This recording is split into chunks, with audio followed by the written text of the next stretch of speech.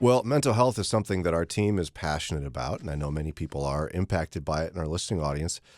A good question asked, though, why won't God take away my anxiety? Hmm. I know there's been people who battle generalized anxiety disorder and things of that nature who've asked that question. Our friend Dr. Steve Gersovich, in their Mental Health in the Church conference, addressed that particular question. And the sad part is I think there's a lot of believers who question the fortitude and faith of someone who battles anxiety.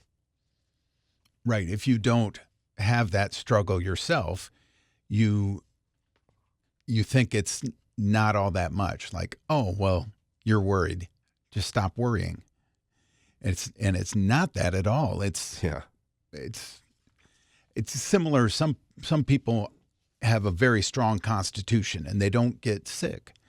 And then they wonder, like, someone else is like really sick and they're like, what, you got the sniffles?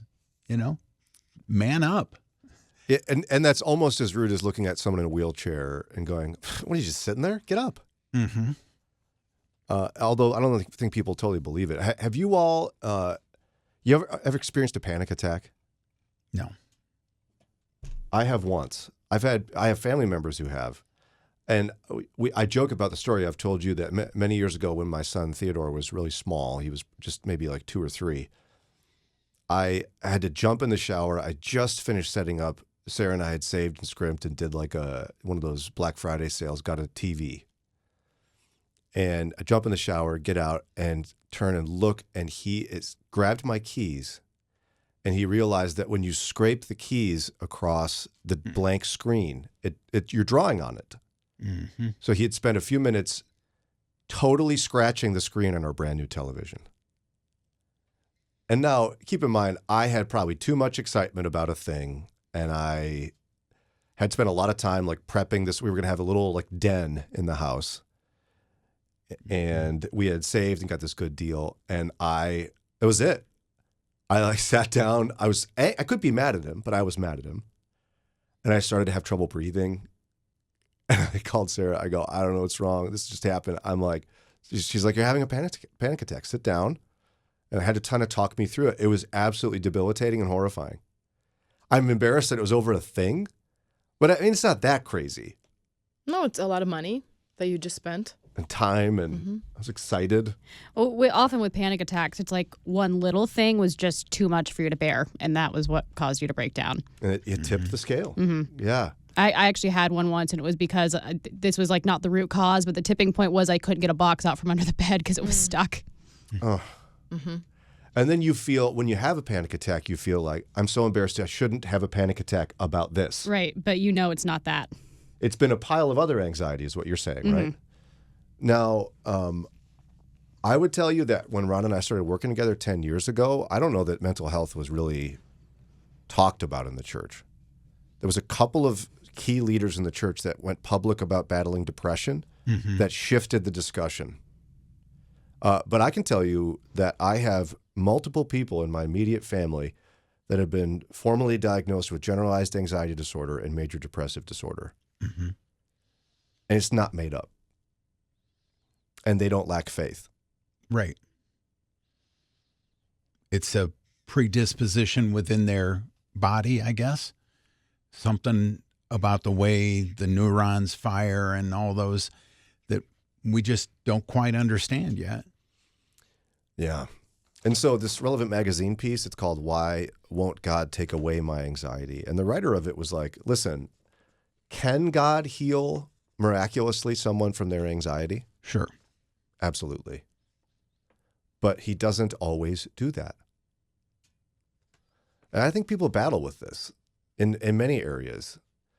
But like, look at Jesus' ministry, right? He healed a lot of people, but he didn't heal everybody.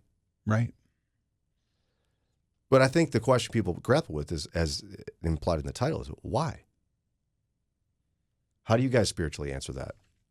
Like, someone battling anxiety, they've prayed, they've read all the verses, they've wept, and they still have it. I mean, I think of Paul with the thorn in his flesh. We don't know what it was, but he had prayed earnestly for God to take it away, and he didn't. The way I see it is that if we didn't have things in our lives that we struggled with, then we would not realize our need for and dependency on God. Yeah. Oftentimes, he leaves that there to create that dependency because he knows we need that. The writer of the piece here said, I cannot tell you how many times I've heard well-meaning churchgoers tell me, you just need to pray about it more. You really need to go before the Lord. Go before the Lord with your anxiety. That's what you need to do. You're laughing, Ron. Lauren, you're smiling. Why are you smiling? Because that doesn't, even if you do pray about it, doesn't make it go away necessarily. Yeah, you cannot make God do things you No. want. But modern day Pharisees make it seem like, well, you know what it is. You just aren't praying enough. can't- or like you aren't yeah. like, pray. You're praying, but you're not praying. Right. Like there's a difference. Right. It's like saying, have you tithed your mint and cumin? Right. It's ridiculous. And you don't know what they're doing. Maybe they are praying. But you're assuming, you're trying to find an answer for something you don't really know. Yeah, I mean, God wants us to come to Him, and the Bible tells us to pray. There's value in prayer, but sometimes He's going to tell you no, and you Yeah. can't do anything to make Him reverse His no if that's what He's decided. And the writer of this piece said that they've come to realize that the journey through medication, counseling, and spiritual work has drawn them closer to Jesus, and they believe they haven't been miraculously healed from anxiety, which they still deal with, because the journey is what God designed to create intimacy with Him. You guys feel like that's a fair conclusion? Yes. Yeah, I would be hesitant to say God created this for you. I don't think God's giving you anxiety. I don't think He's, But He's allowing it yeah. to continue. Yes. He could miraculously heal it. He's allowing it to continue. Yeah. One of the more fascinating parts of this, I think, is that we often forget that we were not promised to be healed from everything, but we were promised that He'd be with us. And this was what, as I was in spiritual formation and have worked in counseling, this is the interesting thing that often comes up. It's not that I was encouraged to ask for healing. I was reminded of that Jesus is with me. There's even some prayer exercises. There's something called Emmanuel prayer, where it's like, picture Jesus with you. Because it's hard for us to remember that that's what we're promised. Right. But I thought of, I don't know if it's a good example because there's lots of examples, but I thought of the famous story, right, of Elijah and the prophets of Baal.